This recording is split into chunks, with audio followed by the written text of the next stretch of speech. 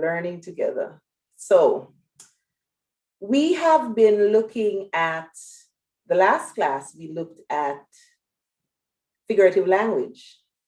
Now, today, we will be looking at argumentative persuasive writing. One of the things we first need to know, when writers write, they generally have a purpose for writing. So argumentative writing or persuasive writing is usually to convince the person, to sway the person into thinking a particular way or taking a particular action. Now, there's a very thin line, however, between argumentative and persuasive writing. With persuasive writing, straight off, you must set out to convince your audience. There are no two ways about it.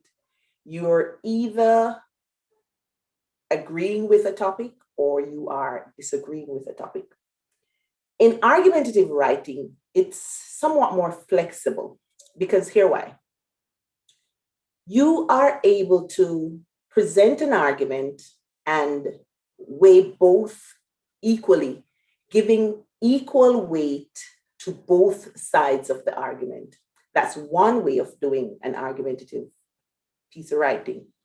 Another way we can do a piece of argumentative writing, we can also decide that, you know what, we're going to go along the route of a persuasive piece.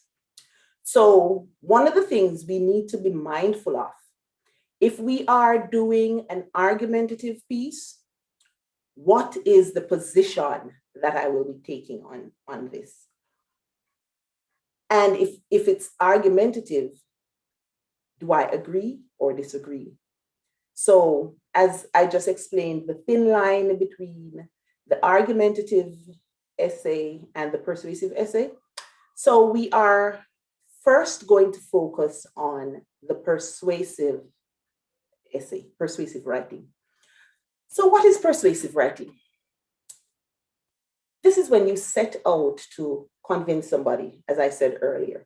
You either want to persuade them or dissuade them. So anyway you take it, it's persuading them to do something or not to do something. Now, as you develop your arguments, it has to be a case where you know enough about the topic to write on it. If you don't know enough about the topic, you're going to find yourself in problems. So research is important. One of the things, now that we are doing mainly virtual learning because of this COVID pandemic, you find that too many students end up plagiarizing. So rather than going to whatever source and find the information and see how you can best use it to support your claim, you find that students are simply going and picking bits and pieces from the internet, from other sources, and just dropping it in their essays. Ladies and gentlemen, remember, plagiarism is wrong. It is considered intellectual theft. Okay, so let's get into the meat of the matter. So you must first start off with a claim. What's a claim, you may ask? And I generally try to make my explanations as simple as possible so that the youngest of persons can remember it. So I will tell you that a claim, let me write it. And we always try to answer our questions in complete sentences. A claim is a statement. It's usually a declarative statement, 9 times out of 10. It's a statement that can be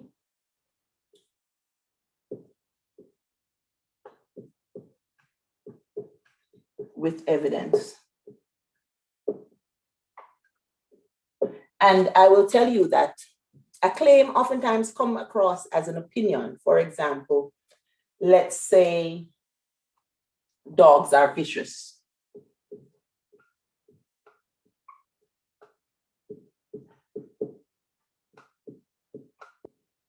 Dogs are vicious creatures. Now, I know people who will tell you, no, I'm a dog person. I love dogs. However, I can convince you that dogs are vicious. How? I have my claim. What am I going to do? I am going to find evidence that will support my claim. So, yes, your claim may come across as an opinion. However, whether or not it can be proven and supported by evidence is the critical thing that we need to pay attention to here. So dogs are vicious. Is this arguable? Is this debatable? Can somebody else come now and say, no, dogs are not vicious, and at the same time find enough evidence to support whatever it is that they are saying? I believe so. So a claim oftentimes comes in the form of an opinion, as we stated earlier.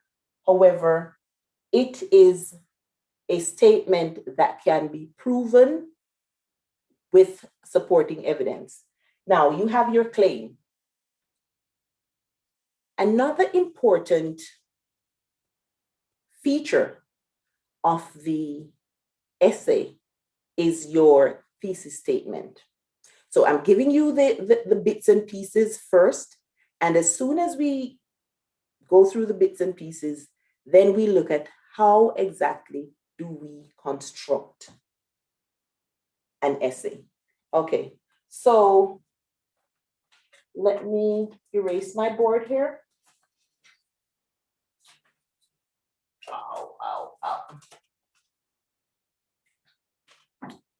Just the topic there.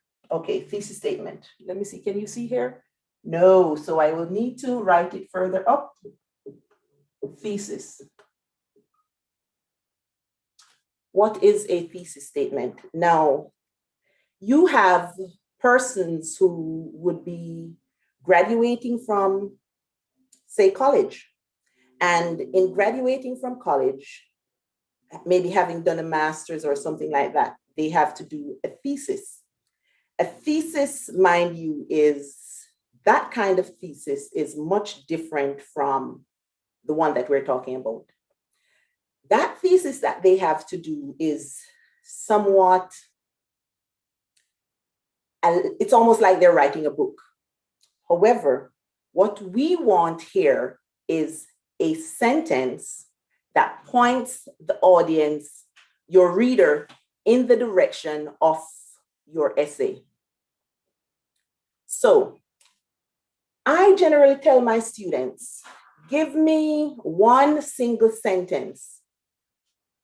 But I have seen cases where you have persons who will accept the information in, let's say, 2 sentences. But the safest way that I work is give me one sentence that has your claim.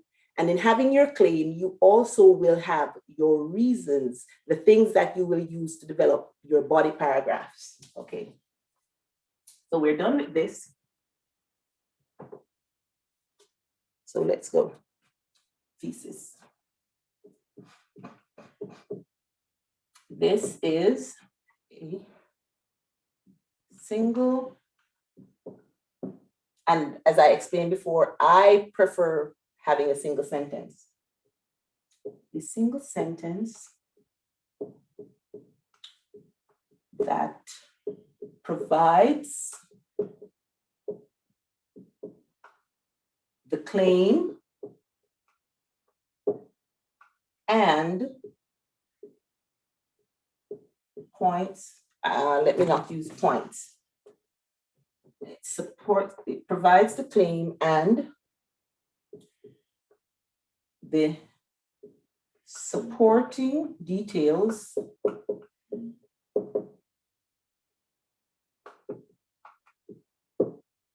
for your claim. Now, ladies and gentlemen, as I told you before, I aim to give students the simplest explanation possible. The textbook explanation oftentimes is even more complex than students can manage. So I endeavor to make it in such a way where no matter the level you're at, you know exactly what it is that I'm talking about. So your thesis statement then, a single sentence that provides your claim. So I want my students to have their claim in their thesis statement. It provides the claim and it gives you the main details that you will be using to support that claim.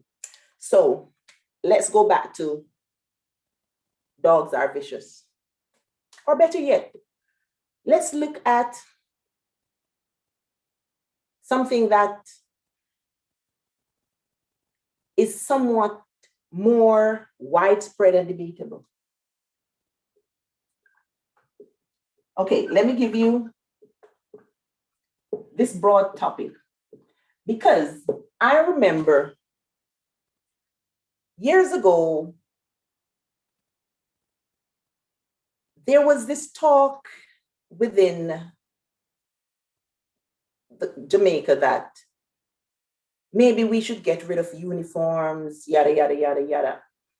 And a lot of persons look at countries like the United States and say, oh, students don't wear uniforms in the United States.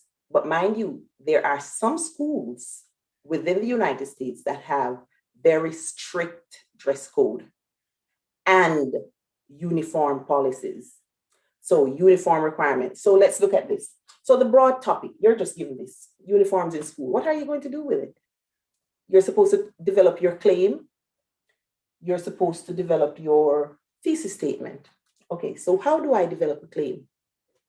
You must now construct this topic here into somewhat of a sentence that is debatable, that is arguable. So let's see how best we can work on this now. So let's see. Uniforms, let's see if we can rephrase it. Uniforms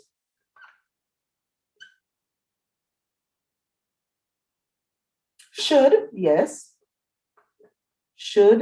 be mandatory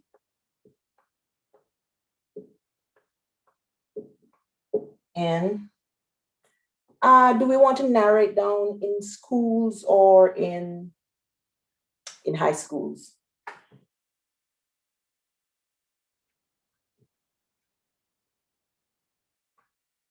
And I'm sure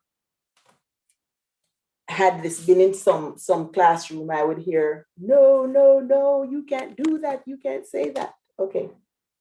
So uniforms should be mandatory in high schools. Okay. So because my board is small here, we have to be doing a whole lot of this. So this is our claim. Now, let us see how best we can formulate a thesis statement. No, before we jump right into formulating a thesis statement, notice here should be, that means I am saying that this is something that they should make mandatory, should be a case where it's compulsory. We find here that somebody else can come and say, we're not working with that. We want it to be where we have choices. So no. So you find here that my claim in and of itself is arguable, it's debatable. So what are the reasons that I'm going to use to support my claim here? Let's do them right here. One, off the top of our heads, we know that this is a given. It is cheaper. Two, and it can be, even though we have it is cheaper, it can be argued whether or not it is in fact cheaper. Okay, 2, and we said high school. You know, let's say persons don't wear uniforms. It would be a case where students want to be in the latest brand, the latest fashion, and all of that. So you find that I am going to feel, if my parents can't afford the name brands and the latest fashion, I am going to feel insignificant. And I am also going to feel as if persons are saying things about me, and who knows, I may be bullied. So it is cheaper, it would stop or prevent bullying. Okay, another reason. What is one other advantage of wearing uniforms, guys? Okay, let's see. So it's cheaper, it may stop bullying. What about allowing me to feel a sense of identity? I mean, those who went to my alma mater overseas, we know wherever in my time when we went, when we were wearing the blue and gold, you know, from a mile off, you see the uniform, you know, yes, overseas. So a sense of identity, a sense of belonging, whichever way you want to discuss this. Sense of identity. All right. So we have our 3 reasons there. Now, you don't want to be writing too much, minimum 5 paragraphs. You can do 6 paragraphs if you want to, but you must ensure that you are presenting arguments in such a way where you are not losing track. Now, you have your claim, you're going to have your thesis statement. So here, we're working on the ideas for our thesis statement. While we're doing that, it would be good if we set aside an idea for our counterclaim. Counterclaim. Now, counterclaim.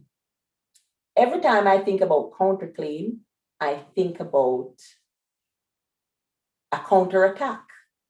So I am writing my essay and I'm lost in writing my essay and I know I have good points.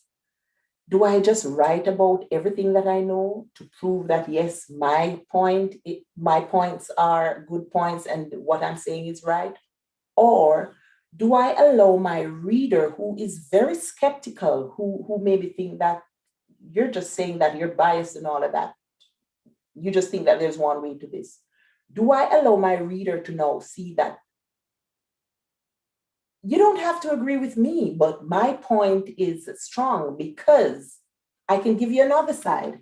So the counterclaim now is that point where you would have introduced what an opponent would say. So let's say, you know, when you're debating and you have point of information. Mm-hmm. So let's think about a counterclaim, and we're going through that. Counterclaim is something that is the opposite of everything we have here. I seem to be going away from the camera. Never mind, my board is small, so I'm just trying to work with it. Okay, it's cheaper, stop bullying, sense of identity.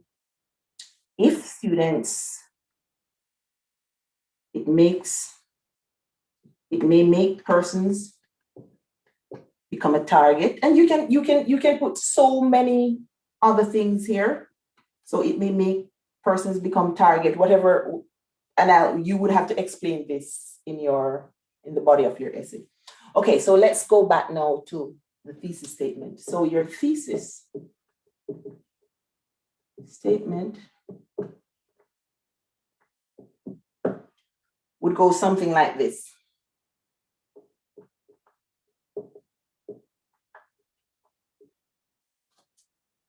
Uniforms should be mandated mandatory in high school in order to, you want to ensure that you find a nice way to link your ideas. And we're going to be looking at transitional words and phrases in all of this too, in order to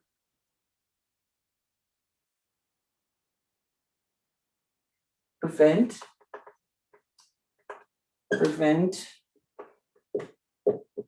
bullying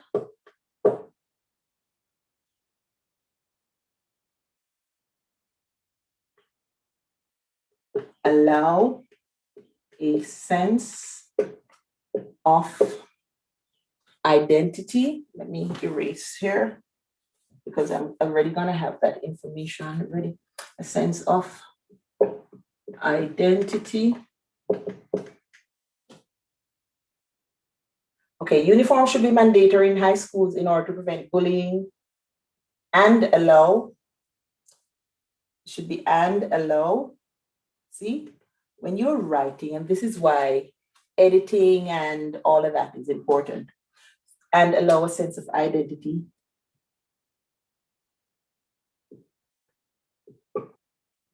Okay, let's see. Let's just see if we're constructing the sentence. Okay, and are you seeing my board, all of my board? Okay, let me read it. Uniform should be mandatory in high school in order to prevent bullying and allow a sense of identity. Also,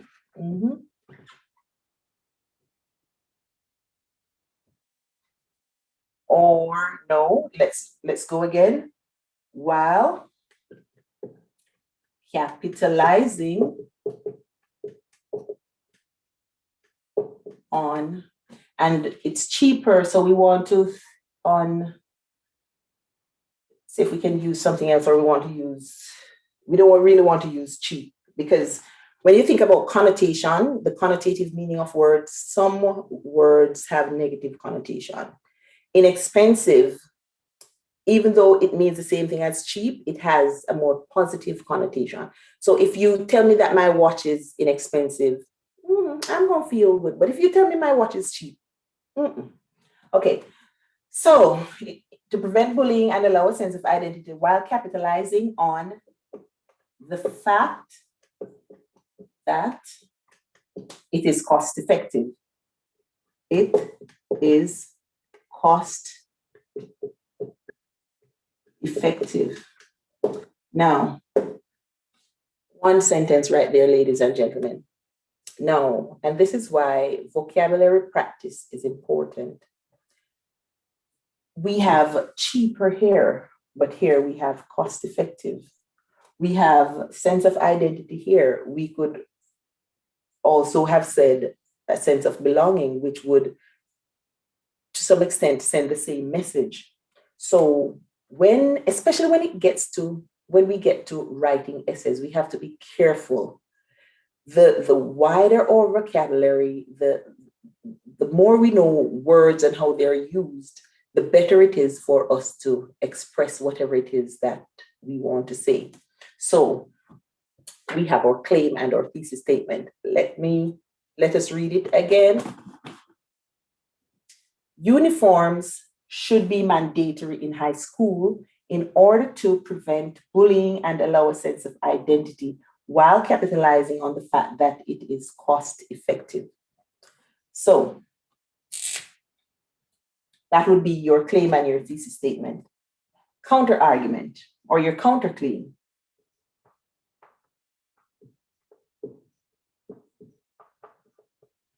All of these things, you want to figure them out before you get into the heart of writing your essay. So a counterclaim now. No, I'm moving too fast. Sorry, I am moving too fast. Your first body paragraph, because this would be part of your introduction. Because for your introduction, you're going to have a hook, something that grabs your reader. when your reader reads that first sentence, he or she should say, okay, let me see where this is going, rather than say, foolishness, let me put it down. So your reader, having read your first sentence, your hook, will then get some background information on the topic. And this is why I said earlier, it is important that you know enough about your topic. So if you're going to be writing on something, you must have some background information on it. So do some research, get some statistics, get something, and get the background information.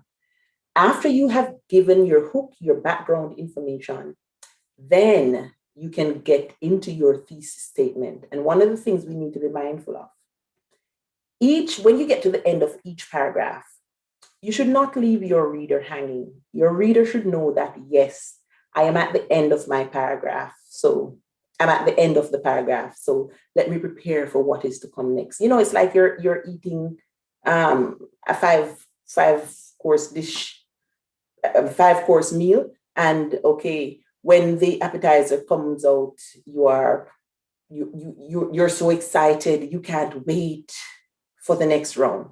That's how we want to treat our audience. Okay, so we have that. So your first body paragraph, what will you be talking about in your first body paragraph? Anything that you're going to be talking about in your body paragraphs. Remember in a previous class, we discussed paragraphing. This is where paragraphing becomes necessary, because every paragraph must have a topic sentence. And if you remember what we said about topic sentence, the topic sentence tells what the entire paragraph is about. So what is going to be your first topic sentence for your first body paragraph? It has to come from your thesis statement. What is the first thing you want to discuss here? Okay, in order to prevent bullying. So this right here would be number 1. I chose to use it as number 1 because you want to put your strongest point first. I want to, you know, when you're fishing and the hook, there's a reason the hook is the way it is. It hooks into the fish. It doesn't let go so easily. So you want to hook your reader, get your reader into what you're reading. And you would have hooked them with your introduction. Now you're sort of tightening it and pulling them, reeling them in right here. So this is a topic that a lot of persons are passionate about. So it's something that you'd want to talk about. So your topic statement, topic sentence. Okay.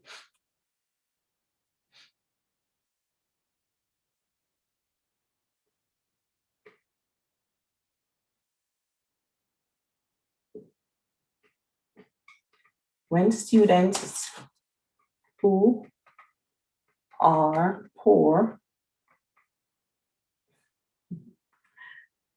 wear uniforms, no one knows. Let me see if knows. And so they are not bullied.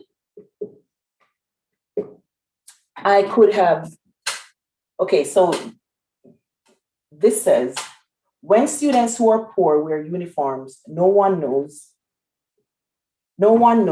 and so they are not bullied. I could have gone ahead and just write a simple statement with my claim. Uniforms should be mandatory because it prevents bullying.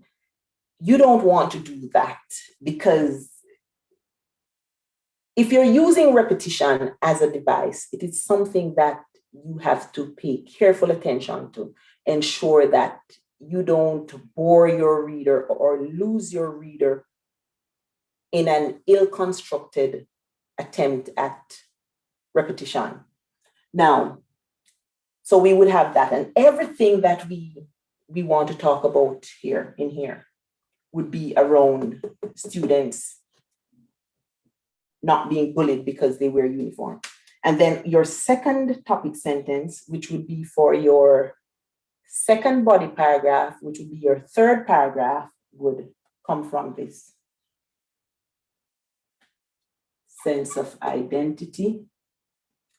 And the third body paragraph, which would be your fourth paragraph, would be this. Now, a sense of identity. We could simply start off that paragraph by saying, wearing uniforms allow a sense of identity. It helps students to bond, just get to the point and continue, wrap it up. Then you go on to the third one. It is okay for you to use the word cheaper and all of that, as long as you ensure that you talk about the fact that, as long as you stay on task and talk about the fact that it is more beneficial to the parents and the parents' pockets. Things like, you can have 3 suits of uniform and nobody knows, because you monitor these and all of that. But if you're to wear ordinary clothes, then you're going to realize that persons are going to know that, oh, that was the blouse she wore yesterday. That was the jeans he wore yesterday, all of that. Okay, so for the sake of space, let us move on. So we have our thesis statement. Oh, I forgot to mention this. Now, what I generally impress upon my students, you ask, where does the counterclaim go? I will have persons using the counterclaim at the start of the third point. So when you get here and you're talking about cost effective, persons may say, but you could maybe say, persons may argue that when students wear uniforms, the possibility exists that they become a target, because if one student from a school does something, then other persons will want to target. You know, this reprisal thing, yeah, you want to develop it and talk about that. But you bring that up, we can tear that down, because then we are going to say, yes, students, a child or a student may become a target. However, within the school community, this can be done and that can be done to appease the matter. But when you rob students of the chance to wear a uniform, you're also robbing the parents, because you are digging deep into the parents' pockets, parents who can't afford it. You're digging deep into the parents' pockets to say, buy 5 different jeans for 5 days, buy 5 different shirts for 5 days, buy the latest name brand outfits for your child. And then you talk about the fact that it puts a burden on the parents' pocket, and parents then may not be able to provide the necessities. Because one of the things we want to be mindful of, as we construct our arguments, there are some devices that we must use. Notice I never talk about the devices yet, because when we write, first off, we write based on everything that we know, and we have to edit and revise and do all of that. We proofread and all of that. And this is the stage now where we ensure that we're using the devices. So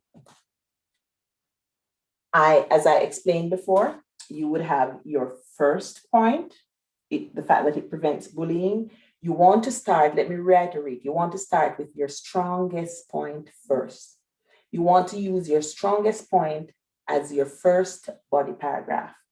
Then we talk about the sense of identity, how students will feel a connection with each other because they're gonna feel as if they're a family because it's a close-knit group, because they're easily identified and all of that. And then you start your fourth paragraph with your counter argument, and then you counter argument. I always tell students your counter argument, this is where you build up your opponent's arguments in order to just tear it down. You say, yes, I know that this is so. However, I can tell you that that is not possible because this and this and this and that. So you are telling your audience that, look here, I know enough on this topic because I know it can work like that. However, what I'm telling you is what you should pay attention to. Okay, and after you have done your counter argument, your counter claim, the term is used interchangeably. So after you have done that, then and use your third point, then you go ahead and you write your conclusion. Bear in mind that your conclusion is usually, no new information is introduced in your conclusion. So no new information should be introduced. In addition to that, you should also ensure that you, to some extent, summarize what you would have said in your entire essay.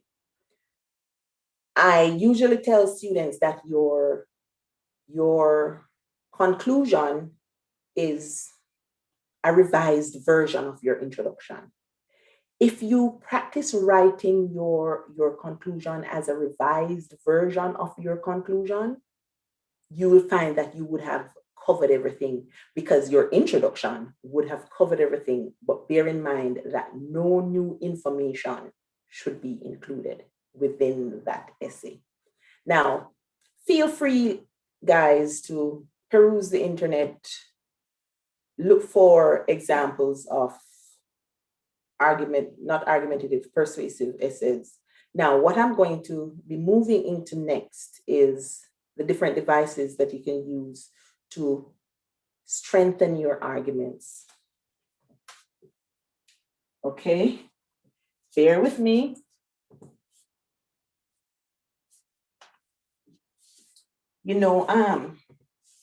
When you go to work and teach, and then it's almost like coming home and teaching again. Okay, so persuasive devices, that's what we're looking at.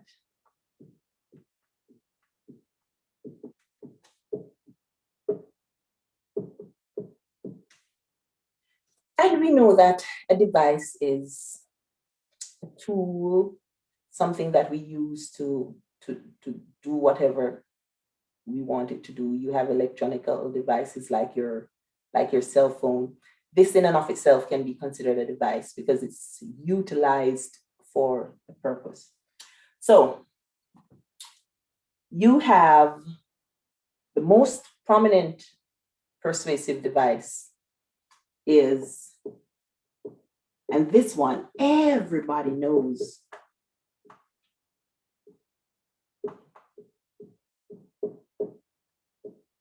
now, rhetorical questions.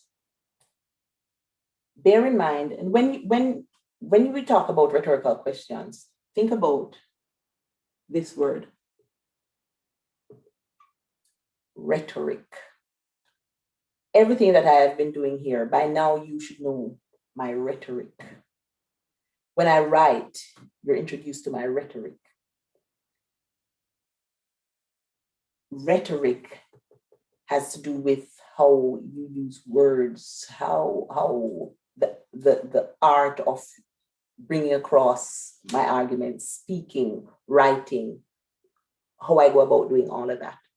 Okay, so rhetorical questions, generally, when I ask students, what is a rhetorical question? They always say, oh, it's a question that doesn't require an answer. But why doesn't it require an answer? That's always my next question. Why doesn't it require an answer?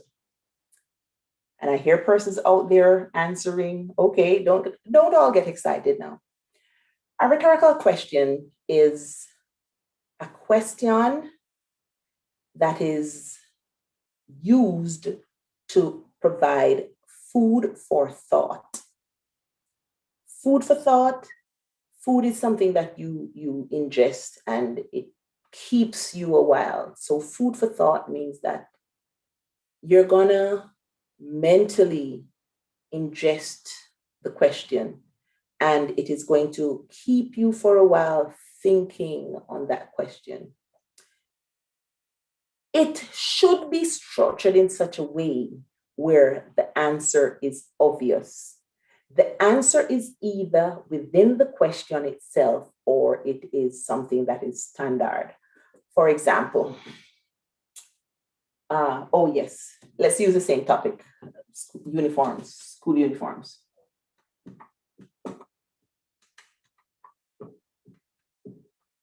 Okay, now, oh, and don't forget guys, receives Brosis. Every Tuesday, 8 to 9, we have our empowerment program, live interviews. Don't miss it. Okay, so we're coming back to rhetorical questions. How do I construct a rhetorical question on that topic? Giving something food for thought. Look at this question here and tell me what you think. Why should parents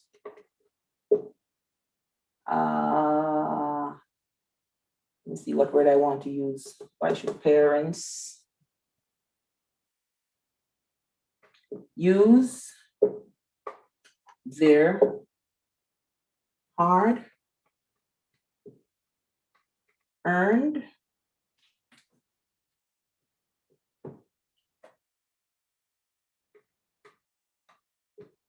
money to provide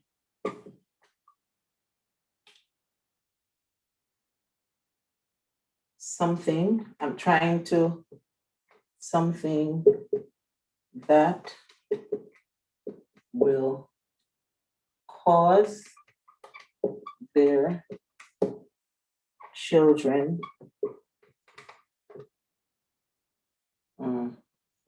to be bullied. Not my best sentence, but yeah, I think I could have done better than this. So why should parents use their hard-earned money to provide something that will cause their children to be bullied? So right away, another thing I always say to students, see if you can take that same rhetorical question and turn it into a statement, into a declarative sentence. Remember when we looked at the different kinds of sentences, we looked at interrogative sentences, and we also have declarative sentences. So this right here is an interrogative sentence. Can we now take the information presented in this sentence and turn it into a declarative sentence? If we can do that, then we will know exactly what this question is saying. So this question right here is saying, parents are using their hard-earned money to provide something to make their children, to cause their children to be bullied. So it's like you're saying, it's like you would make the statement, so you make the general statement. When parents allow their children to wear casual clothes to school, the latest brands and all of that, the parents who have to make the sacrifice to find these clothes, they are indirectly setting up their children to be bullied. Why would a parent want to do this? So right there, you would have set the stage for the question that comes next. This is basically the same thing, but it's just that what I just said is much wordier, but it's basically the same thing. So look into the question, what exactly is it saying? And therein you move forward. So remember, the rhetorical question is structured in such a way to give you food for thought. So you either say something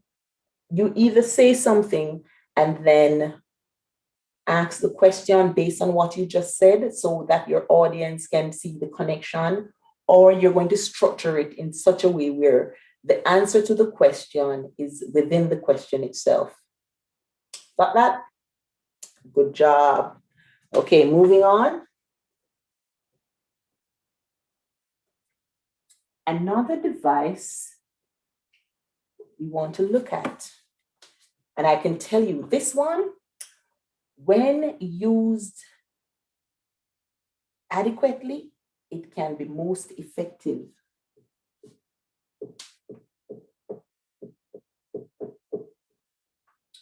Repetition. So when we use repetition, we are basically repeating a key word or a key phrase. You don't want to do an entire sentence. So you are very, very strategically using a particular word, repeating the word, because what we know about repetition, the more something is repeated, the more emphasis you're placing on it, and the more your audience will remember it. That is why songs have choruses. That is why advertisements have the tendency to repeat their catchphrase. So when you go into the supermarket, you'll remember, oh, it's like you start singing that advertisement. And the music people, they know that the record is going to sell because you keep hearing that chorus and it keeps recurring in your mind. So repetition. How do we use repetition in this?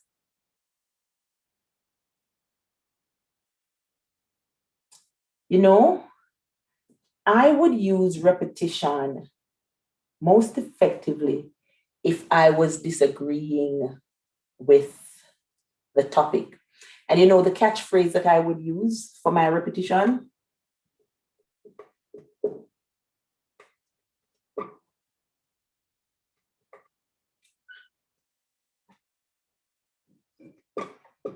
I could use this. Uniforms are not fashionable. And I would introduce my first point. Uniforms are not fashionable, and I add something else. Furthermore, XXX uniforms therefore are not fashionable, and prove my point right along there. It is something that we would have to work through. I know this right here is just like whetting your appetite. So you now will have the responsibility to go and do the footwork. Okay.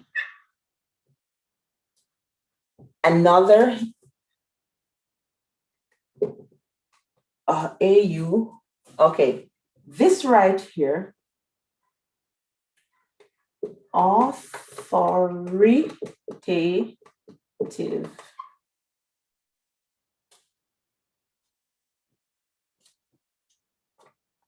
Appeal to authority. I'm sorry. It's appeal to authority. Or authoritative appeal. That's the word I was looking for. When you have too many things running through your brain, authoritative appeal. Now, one of the things that you need to realize, in some parts of the world, the persuasive devices are, they emphasize certain persuasive devices. For example, you have this right here, based on Aristotle, would be ethos. And Ethos either speaks to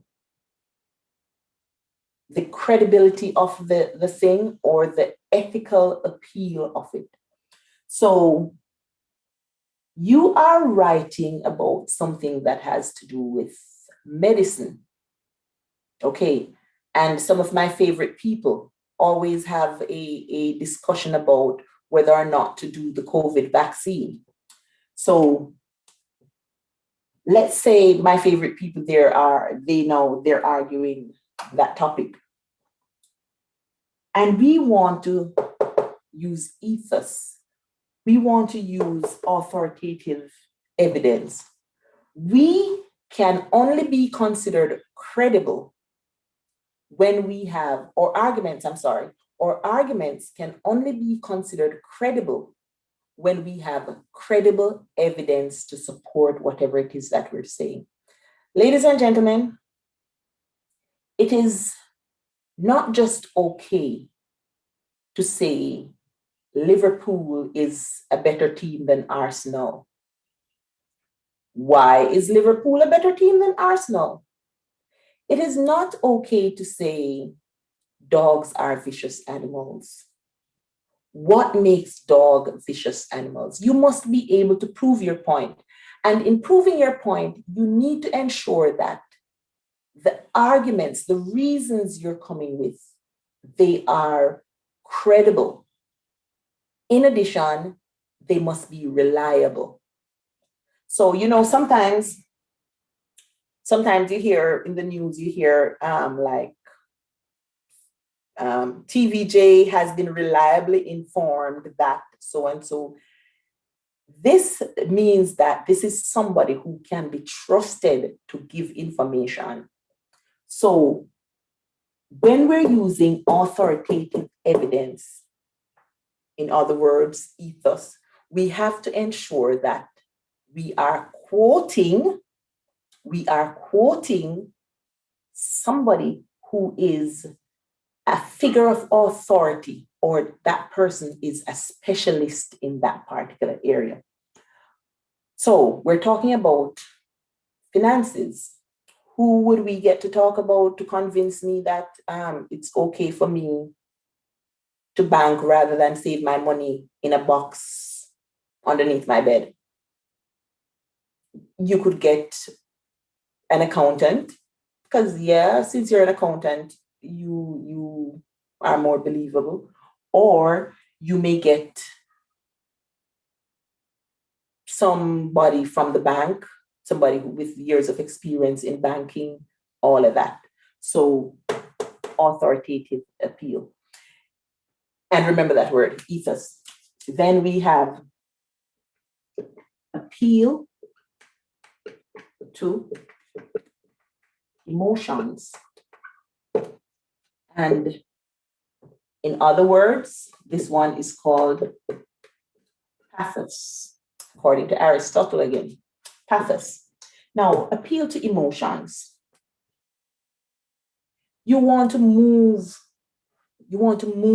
the person to action. You want to speak to that soft side of the person so that they feel as if, I really need to think about what they're saying and all of that. So it may be a case where, let's say we are saying, no,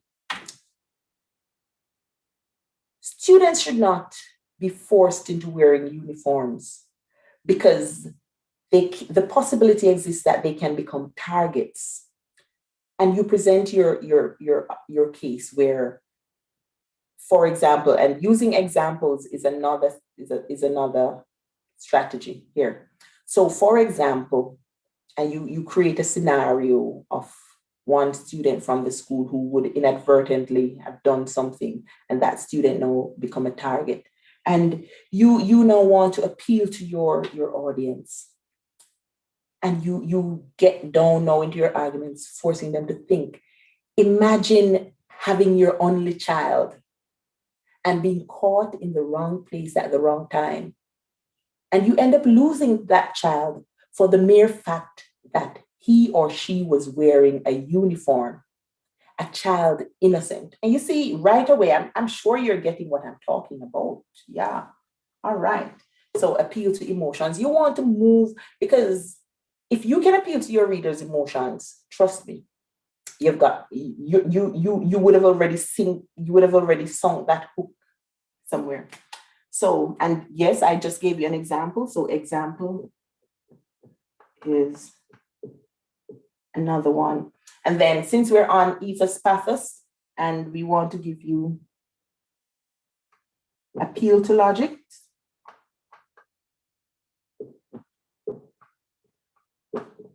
To logics. And this one now is logos. I'm not talking about the book sheet now, guys. Not the logos book sheet. Just logics. Appeal to logics. Now, when we argue, we must ensure that our line of arguing, our line of discussion when we want to convince somebody is logical. Just because I feel passionate about the thing does not mean that it is logical. Just because I feel passionate about the thing does not mean that it is gospel and that's the only truth there is. So we have to ensure that as we reason, there is a sense of common sense reasoning, logical reasoning. So I remember as a child, we did mental ability. If this is so, then this must be so, so that this can be so. So think along that line. Okay, so we have rhetorical questions, we have repetition, we have ethos, pathos, logos, which these are authoritative appeal, appeal to emotions, and appeal to logics. We have the use of examples. There's one that a lot of persons, I'm going to erase these so we have more space. There is one that a lot of persons do not consider when we think about persuasive arguments, and it has to do with how you present your arguments. For example, let me not say for example, this is it. Illusion. And I am sure you know what an illusion is, because when we looked at figurative language, we did look at illusion. Remember? Okay, so this right here is a reference to something absent, whether it be in history, literature, other texts, Greek mythology, whatever. It's just a reference to something else that we take it for granted that our reader has background knowledge of this thing. So in order for us to help our reader to see where we are going with this, we're going to make reference to something else that the reader would have known. For example, in Frederick Douglass has this speech, and the name of the speech is "What to the Slave is the 4th of July." Now, this right here is Frederick Douglass' speech. And if we know anything about Frederick Douglass, he is a former slave, became an abolitionist. He is a self-taught individual. So I think it was in 1825, somewhere there. I honestly don't remember. I know it was in the early 1800s. Let's say 1825, 1828, or 1832, one of those 3 years. He was invited to speak at a 4th of July function, and he thought it fit to speak on this topic. What to the slave is the 4th of July, right away. We have a rhetorical question here. Because we now can see where this argument is going. We actually start thinking about it. So he is saying in his, he was saying in his speech, when you all had your Declaration of Independence, we were not factored because we were slaves. So how is it that you have invited me to come and speak on such a topic? And he used something. He, somewhere in there, he used a psalm. By the rivers of Babylon, where we sat down, yea, there we wept when we remember Zion. Right there, I don't know what you are thinking if you know your Bible and you know the history of the Israelites. The Israelites were captured, taken into captivity. So just before he used that allusion there about by the rivers of Babylon, he spoke about the slaves being taken from wherever and I'm like, how fitting. You see, and a lot of persons, am I straying here, guys? But I just have to get this in. A lot of persons feel that education is not doing what it ought to do. But education in its simplest sense means that there's going to be a change in behavior, a change in the way you think. Now, who would have thought that a man an ex-slave who taught himself to read could be so profound in his use of words? So he used, in his speech here, he used that biblical allusion, by the rivers of Babylon, where there we wept, to align the situation that the slaves went through with what the children of Israel would have gone through. So if you're going to be using allusion, you have to ensure that it is used in such a way where your audience, and if you're using it too, ensure that it is a general allusion, something that you take for granted that a large percent of the population knows. Okay, guys, this has been fun, but guess what? We're running out of time. So we're going to stick a pin right here. And next class, we're going to pick up, and we're just going to stop right here.